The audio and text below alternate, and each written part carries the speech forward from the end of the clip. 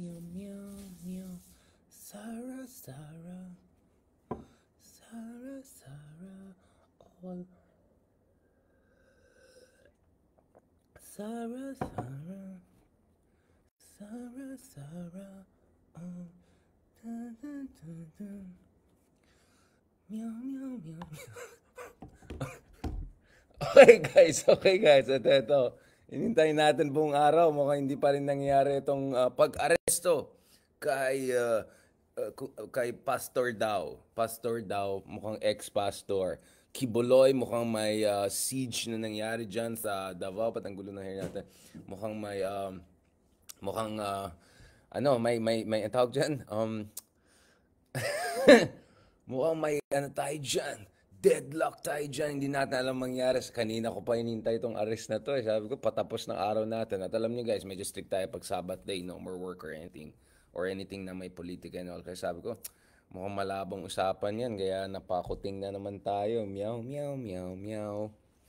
Meow, meow, meow, meow, meow. Sir naman. Sir naman. Kailangan na mahuli ng mga kailangan mahuli. This is not reflecting good on the administration. I'll be honest.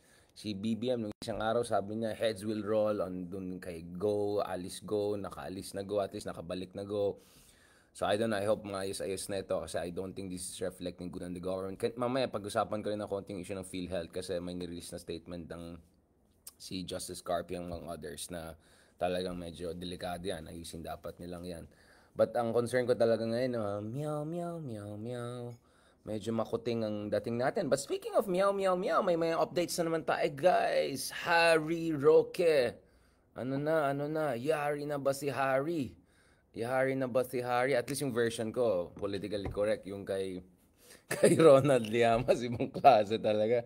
Kailangan ko talaga mag-assemble ang legal team every time nandun si Sir Ronald Llamas. The views of our co-host doesn't reflect the views of this channel or yung mga RRMs. Doon sa mga ng RM natin, thank you so much.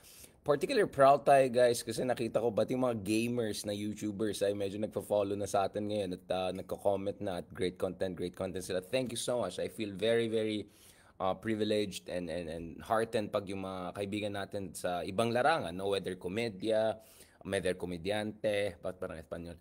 Whether komedyante or whether gamer, ganun, ay engganyo din sila dun sa mga usapin natin na usaping politika. No? So I really appreciate it. That means na medyo malawak na yung ating, I won't say reach per se, pero at least yung nagre-resonate po yung mga sinasabi natin at saka yung mga kantsawan style natin mukhang may dating sa iba. Thank you so much also dun sa ulit na nanonood sa Cool Pals. So, in good company tayo. So, ito na guys. Officially, top 15 podcast na tayo based on the latest rankings. Of course, God willing, ang hope natin, inshallah, will be in top 10 or top 5. Pag magawa natin yun, I'll be extremely, extremely proud. As I said, we're not just here to compete among other people who have similar content.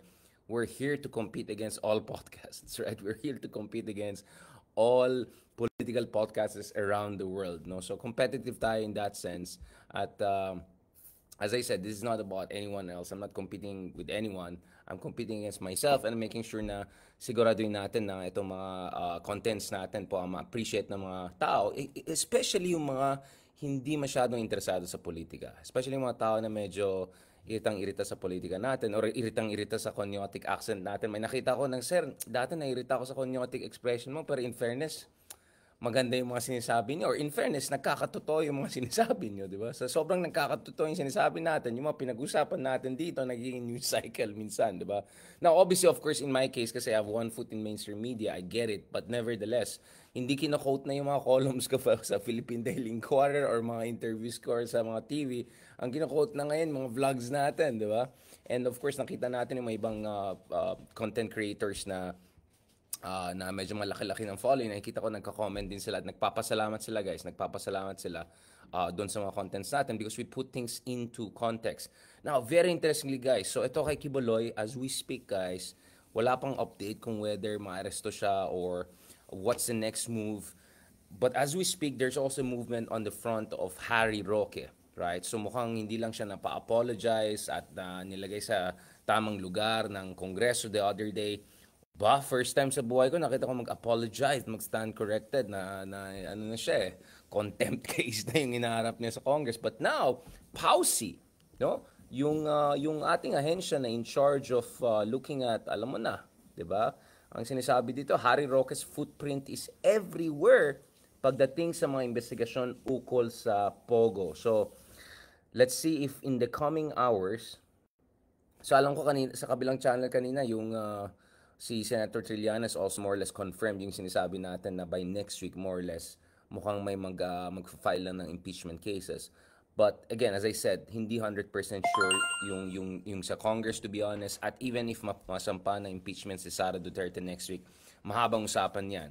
And as I said, this could also backfire. Doon sa mga henyo na nagko-comment, bakit si Darian pinapost niyan? Wala ning element of surprise. Parang, dude, if wala ka alam sa politika, wag na kayo magsalita. What element of surprise you're talking about? In fairness naman kay Sarah, may point siya. Sabi niya, hindi namin alam nangyari sa loob. Marami rin kayong mga kaibigan sa loob, including siguro yung iba na kasama pa sa deliberations na double agent. Guys, these people have information. Doon sa ICC, di ba, may pinost ako, may nagsabi, mawawala yung element of surprise. Bakit pinipost ni Hidayan? Ayan na naman kayo, guys. You don't understand how these things work. Si Pebbles, meron din siyang source na lilik din sa kanya, kaya nagpa-panic mode siya. So, there's no element of surprise here. It's a question of whether imminent ito. At it's a question of which side will be more effective in leveraging these impending developments. If you don't understand politics, okay, magmaganda. But nevertheless, maraming salamat sa mga ka-Reddits natin. I think the comments and suggestions I'm seeing on Reddits are extremely, extremely encouraging. Natutuwa tayo, especially sa Cool Pals episode natin. I think a lot of people were very, very appreciative at nag-jump by 15-20% yung mga ratings and engagements natin on Spotify. So I really, really appreciate it. I hope to do this again. Baka kailangan din natin ng RRM version with Cool Pals naman. No? Medyo every month or so, especially as the elections come. But anyway, let's go one by one dito sa mga issues na pinag-usapan natin, guys. Kasi pag tignan nyo, medyo bumibuelo din ako, nagdi-dribble din ako kasi hinihintay ko may update pa talaga kay Kibuloy. Sana naman may update, sir. Ano ba yan? Meow, meow, meow, meow. Meow, meow, meow, meow, meow. Tama naman sinabi ng isa na yung Indonesia, guys, di ba nahuli na nila si Alice ko. Napakalaking bansang Indonesia. Developing country din ng Indonesia. Marami rin kurakot. Parang ang bilis sila nahuli si Alice ko. Tapos tayo, nakalusot ng ganyan-ganyan lang. So kaya meow, meow, meow, meow. Hindi tayo pwedeng kuting dyan, di ba? Something significant has to happen. So first, guys, unahin natin. Diba? Sabi nga ni Ma'am Cynthia Villar, pababa tayo, diba? So pag-usapan natin, first, let's go to Kibuloy. Thanks kay Sir Ivan, yung kaibigan natin dyan sa Twitter, yung mga right-wing kaibigan. Alam mo naman ako, guys, equal opportunity ako, diba? Kahit progressive naman ako in terms of my overall leaning, ako talagang equal. So may pinost ito, kanina Sir Ivan, this is good, interesting one. Sorry di kasi ako nanonood ng SMNI. Wait lang, SMNI is quoting RTVM. Ano ba nangyari? Ito, kanina talagang nagwawala itong mga ka-SMNI natin. Plano nyo, implement. We are just here.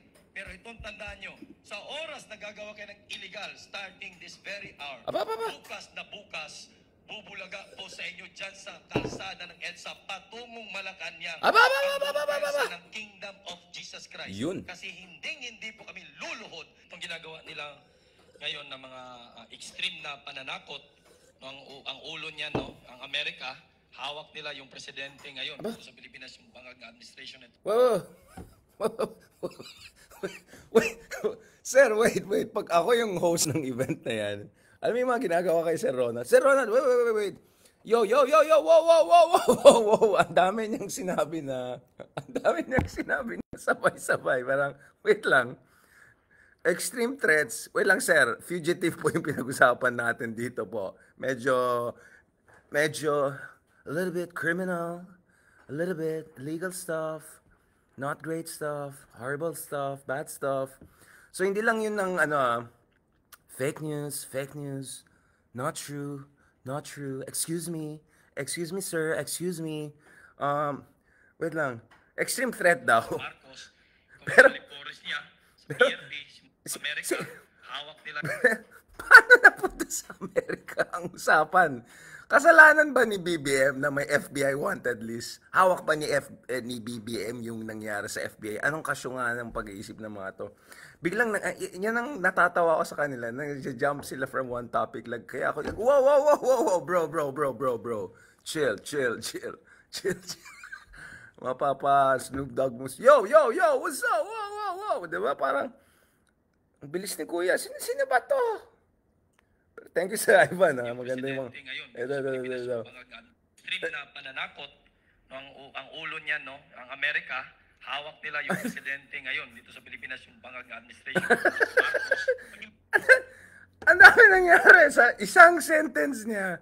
Napunta siya from extreme threat to tuta ng Amerika, tapos polvoronic, ibang klase talaga. Napakagaling talaga itong mga ka-DDS natin, mga anti-loyalist na kaibigan natin.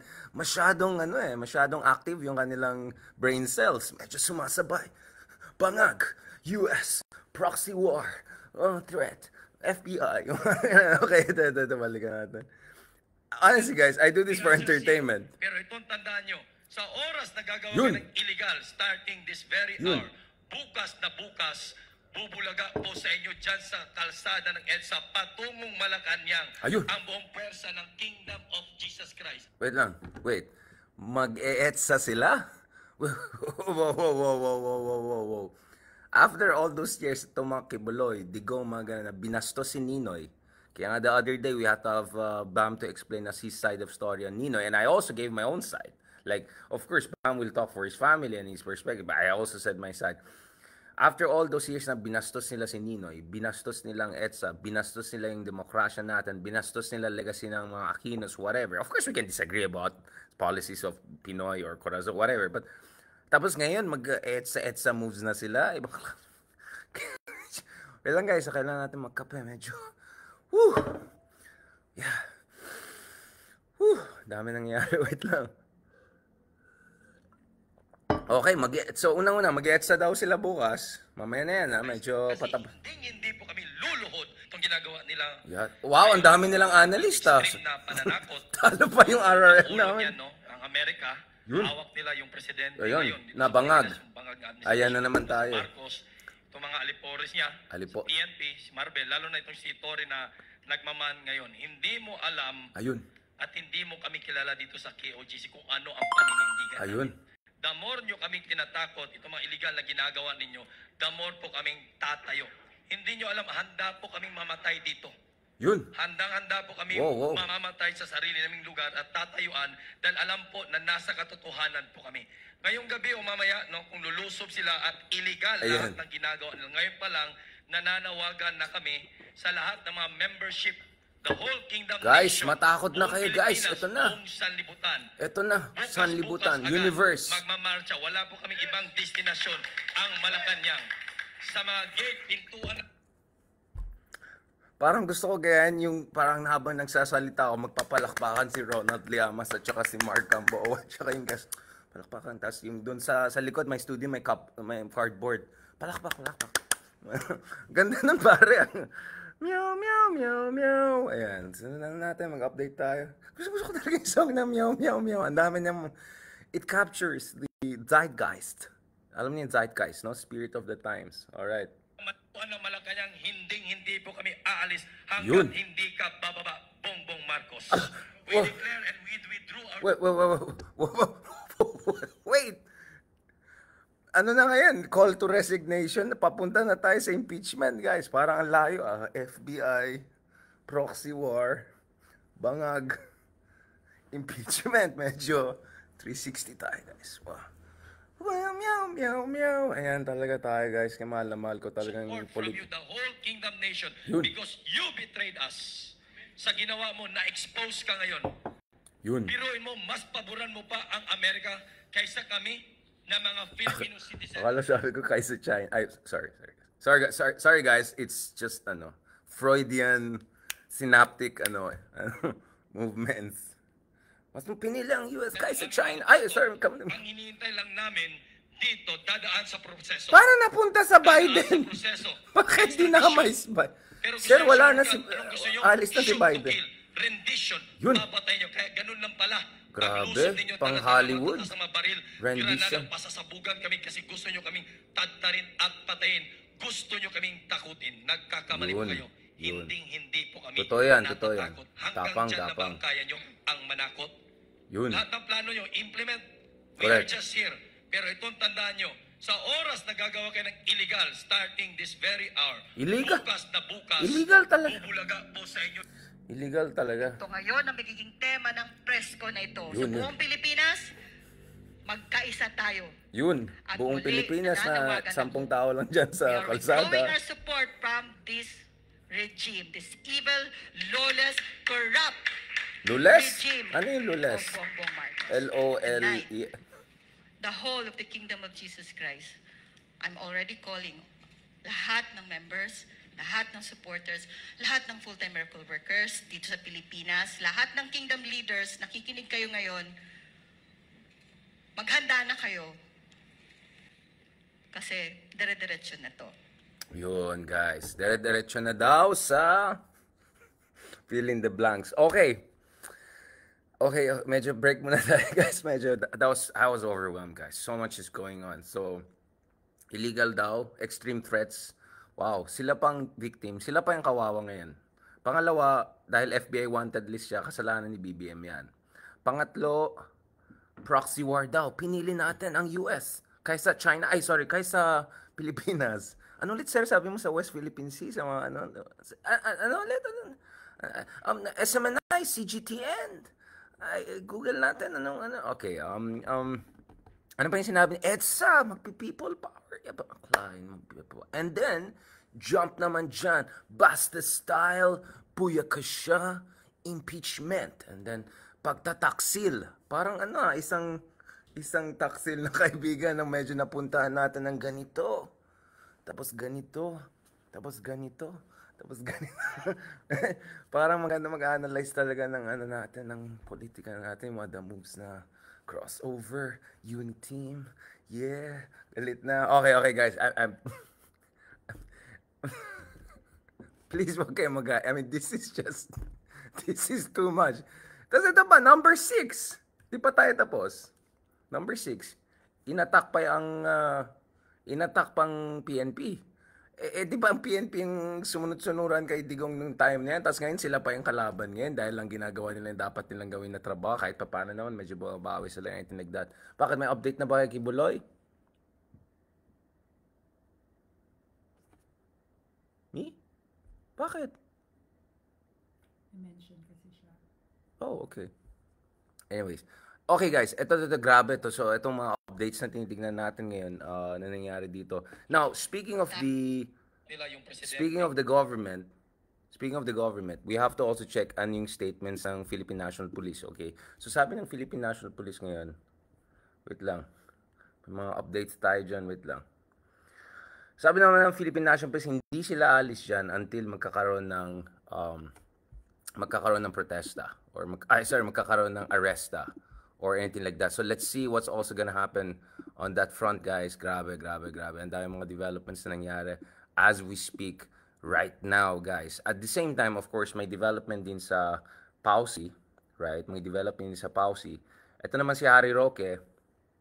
PAUSI is also checking on him, especially dito sa mga issues na pangyayari dito ukol sa mga Pogo and Pogo related issues. So let's see also what's happening on that front. Kaya magulo, nagfo-focus na ako doon. No, but seriously guys, diba? Seriously guys, we're talking about the law enforcement issue here, right? Hindi lang yung FBI FBI wanted list. May sarili tayong investigations na ginawa ni Riza Ontiveros, alright? Ukol dun sa allegations of abuse nangyari sa loob. May mga witnesses na nangyari, nag-issue pa ng warrants of arrest because of those dun sa investigation. So we're talking about many layers here and many different sides getting involved and pushing dito, all right, for some sort of justice or at the very least magkakaroon ng arrest, right? So that's one thing we're talking about. Dito naman kay Harry Roque, nakita natin na he's meeting the limits, no? Yung mga style na ginagawa nila, guys, na in terms of trying to make sure na yung mga palusot, yung mga ganon, tapos din pa si Mr. Supernational, etc. Now we see na there's really a pushback and things are getting a little bit more serious. Especially dun sa contempt case na nangyari, guys. Yung contempt case na nangyari in the Congress the other day, kasi base dun sa investigation ng Congress, hindi po tugma, no? Dun sa mga findings nila, yung mga sinasabi daw yung mga sinasabi ng ni Harry Roque, no? And now also policy is saying na this is not only about not being fully honest about the details of involvement. This is also now a question of his involvement with Pogos or potentially aiding them. So medyo serious na ito eh. Papunta tayo dyan. But nevertheless, ang point ko kasi dito guys, diba, is this is also about the Marcos administration showing that meron silang kakayan, that they can enforce the law, they can do something about it. Yung kay Alice ko, that was really, really embarrassing. You could see naggalit na galit. Si BBM, heads will roll kasi he felt na talaga this is reflecting badly on him. Especially when you have the others that attacking him as Kuting and all of that. Right? And the Teves, Bantag, and all of that, and itong Kibuloy na to. So now, let's see what's gonna happen here. Because I think one concern here is baka magkaroon dito ng some major casualties or anything like that. Siguro ina-avoid ng police na magkakaroon ng major violence or casualties. So they're trying to be careful about this. But at some point in time, there has to be a degree of reckoning here. There has to be a degree of efficiency on the part of the arm of the Philippine National Police. Because pagdating sa PNP, damage yung kanilang reputation dahil dun sa involvement nila dun sa pinakamaras na polisiya ng dating administration. But now, everything is clear. The law is clear. The command is clear. It's just a question of really enforcement. So titignan natin guys, saan papunta ito. Alright? While also investigations about Harry Roque and the others also are moving forward. So, wow, these are a lot of developments. So, ang transition nito guys, is dun sa second part ng gusto natin pag-usapan, which is yung issue ng PhilHealth, right? I think where Justice Carpio is coming from, and I think it's very serious dun sa kanyang concern, is that BBM is trying to do some things that should have been done long time ago. At itong mga bagay na to ay mga tamang bagay na tamang dapat gawin. Whether ito is sa West Philippine Sea, whether ito yung holding the Dutertes all accountable. So this administration has to be also be very careful not to give ammunitions to the other side. Okay, that's extremely important. Not to give ammunitions to the other side. And itong issue ng PhilHealth, if they get this wrong, if this thing is really as questionable and problematic as critics put it, and critics not only did this side, right, but actually from across the political spectrum, including people like Justice Carpio, among others, who are actually very complimentary towards the administration in terms of its West Philippine policy. Medyo delikado yan, guys. Okay? Medyo delikado yan. So, they have to really get that question right. And I just want to go, I'm just trying to find yung long letter na sinulat ni Justice Carpio at yung one sambayan ukol sa PhilHealth issue na yan. Now, obviously, I'm open to interview or open to get the side of the Department of Finance if they have a proper explanation for this. I'm fair, all right? I don't want to jump to conclusions. But so far, it's not coming out well. And from what I see, guys, dito is yung kabilang kampo, talagang anything na controversial, na may bahid ng duda, may bahid na corruption, may bahid ng malgovernance, or pwede nila idikit doon sa pangalan ng Marcoses or yung reputation ng Marcoses, yun po yung gagamitin nila. So, but super careful ng administration. They have no room for mistake. Now I understand, parating na midterm elections, there's the machinery involved there, there's resources involved there. I understand some of those things.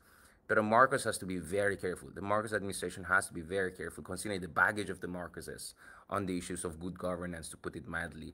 But more importantly, because the Duterte side, the other side, ang dami nilang grievances. So on a serious note, you look at it, yung terms na ginamit dito is taksil, diba? Taksil. Yun po yung tinitignan natin dito. And also you saw Sara Duterte the other day, also more or less accusing the administration of betraying yung mga pangako nila in terms of continuity. Diba? Sabi niya, this was not only about unity, this was also about continuity. So yung dalawang elements na yan, guys, na sinama nila, na pinasok nila together. So these are serious times. So yung margin of error of the administration in terms of any major scandal, all right? Any major scandal, guys, we have to really look at that.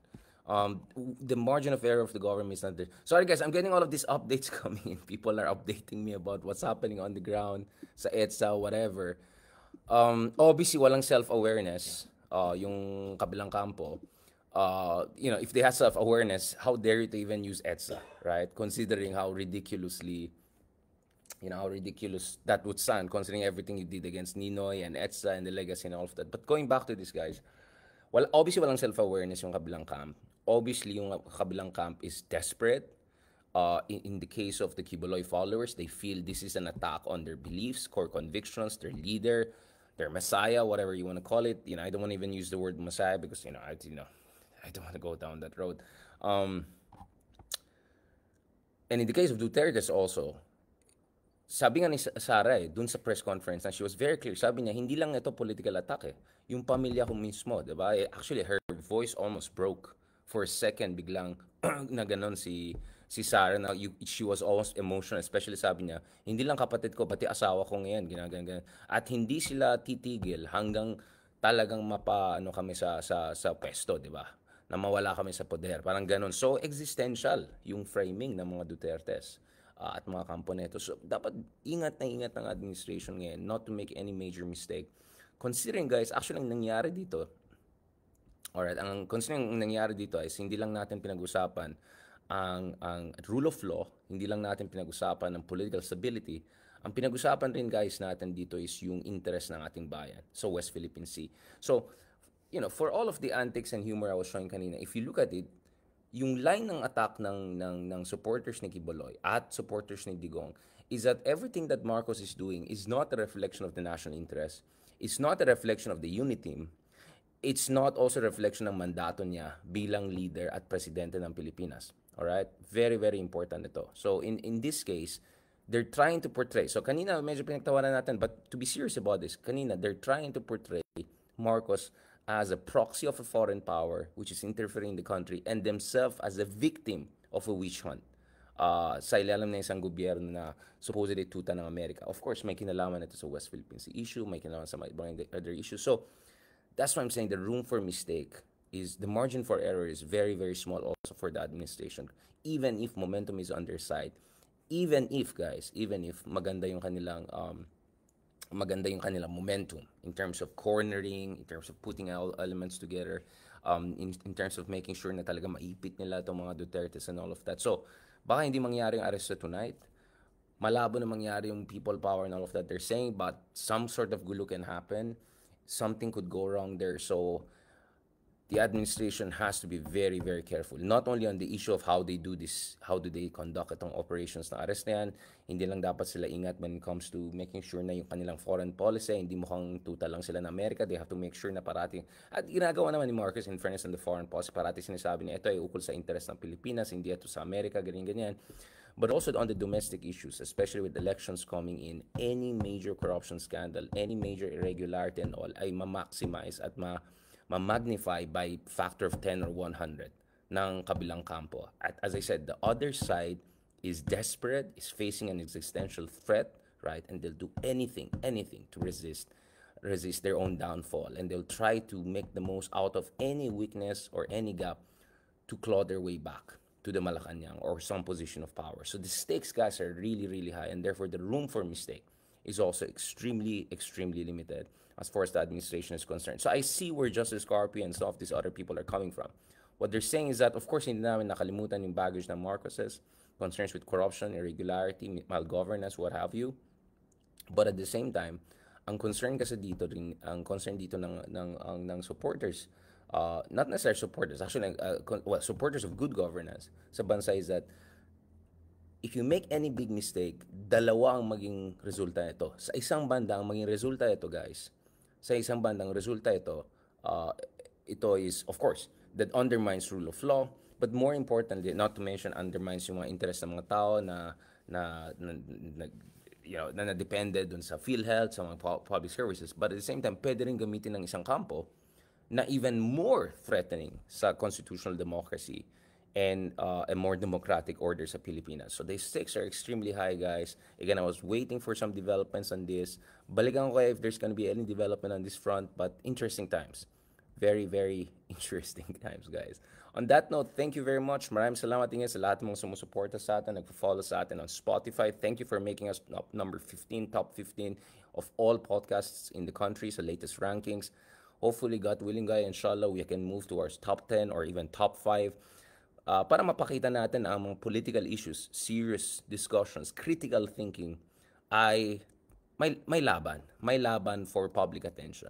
Even in an era of TikTok and meow meow meow meow and all of that, may pag-asa pa rin ng critical thinking. Kasi kung may pag-asang critical thinking, may pag-asa din yung ating bayan. Ganon kasimple lang yun, guys. Ganon kasimple lang yan. On that note, thank you very much. God bless, and talk to you soon. Have a blessed weekend and blessed Sunday and long weekend. And God willing, we'll have more interesting discussions next week. If totoo yung mga narinig natin at totoo yung sinasabi ni Trilliano, so also nakita ko sa kabilang channel yung sinabi niya, baka by next week may developments na dun sa impeachment. But maybe in the coming hours, if not in the coming days, baka may, or coming minutes for that matter, there could be also some development on the Kibuloy front. And we know, as I always said, the Kibuloy issue cannot be separated from the Duterte issue. The two are essentially Siamese twins, politically or otherwise. So what happens on the Kibuloy front also has major, major implications on other fronts. On that note, thank you very much. God bless, and talk to you soon.